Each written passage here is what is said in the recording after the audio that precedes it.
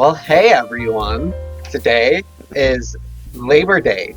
It's just normal Labor Day then. Neither of us are 17. But we did have things to do today.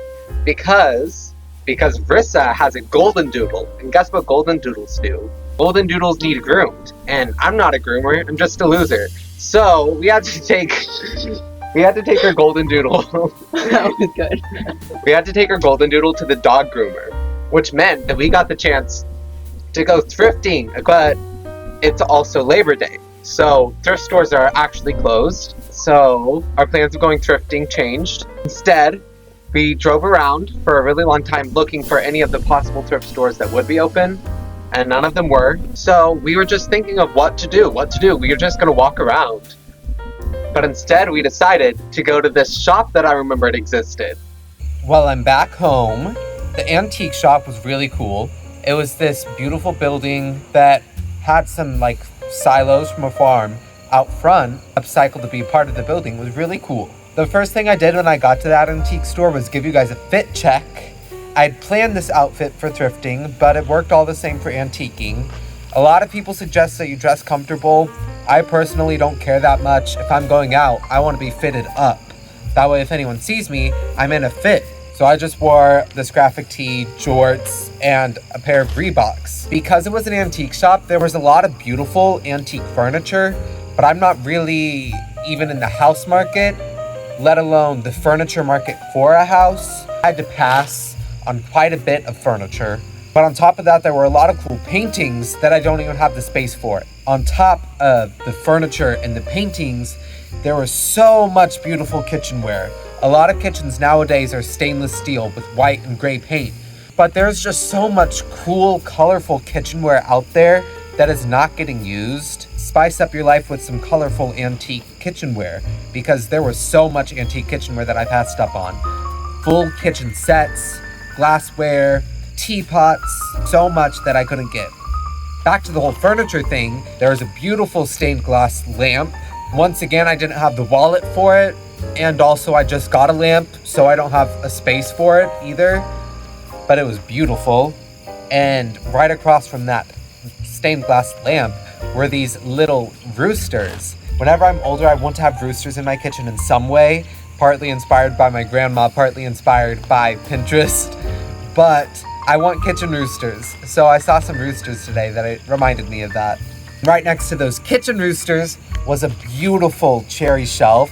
I was telling Rissa that I wanted to put that cherry shelf in a sunroom of sorts with a pitcher of lemonade and some cool cherry glasses, but I don't even have a sunroof. So once again, that was something I passed up, but I just wanted to mention anyway.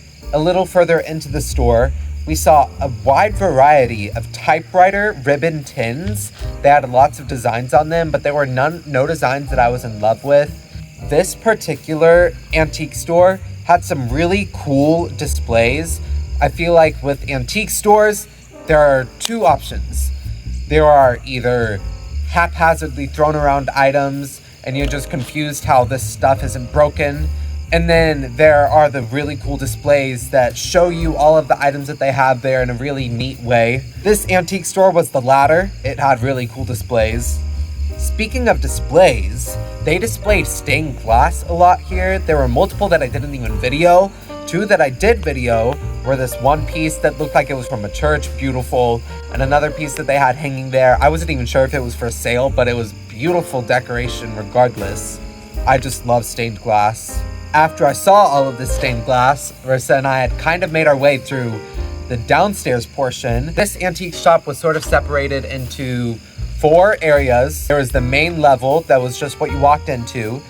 And then there were the silo parts that provided these really cool circular rooms. Inside one of the silos, there was an American flag painted across the top of it. And then there's an outdoor section that featured statues that you could put in your garden. And it had an upstairs section, all in this one antique store. Upstairs was where we headed next. As soon as we got upstairs, we saw this beautiful light blue telephone with cream and gold accents. And Rissa and I did not stop talking about it the entire time that we were there. Another thing that we kept talking about the entire trip were aprons. Rissa was really interested in getting an apron. She didn't, spoiler alert, but she kept looking at aprons the entire time that we were there. There were so many aprons and she looked at every single one of them. We kind of made our way through upstairs. There were, once again, cool displays, but there was nothing up there that we really loved. So we went back downstairs and kind of made our way to the checkout where we bought our items. They put my items into a giant brat green shopping bag and we headed out. Briss's dog still wasn't finished at the groomer, so we just went downtown and walked, sat on the bench for a while. We actually filmed this entire part 2 where I talked to you for a lot longer, but I got a new microphone and I don't know how to work it yet. And I decided to just come and talk to you guys a second time, as opposed to putting out a video with weird sound and pauses after every second because a car drove by. After that, we were able to get a dog because she was done at the groomer, and we went ahead and came home.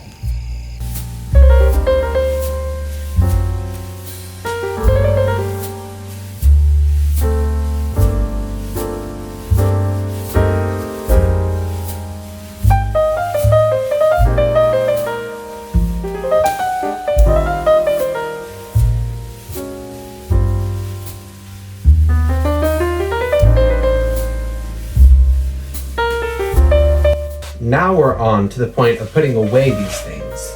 The phone doesn't have very many options as to where it can go, because I have a 3-year-old little brother who really likes it and who also is likely to break it.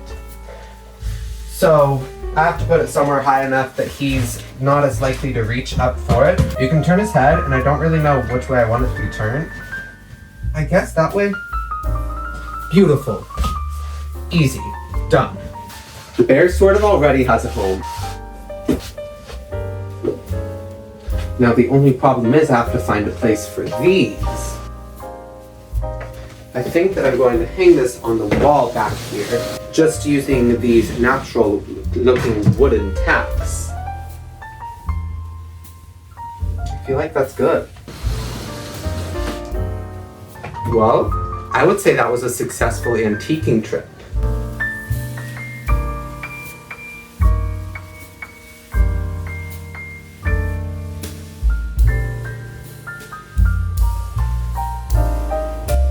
As I said, that was really successful. I wasn't planning on antiquing, just going to a thrift store.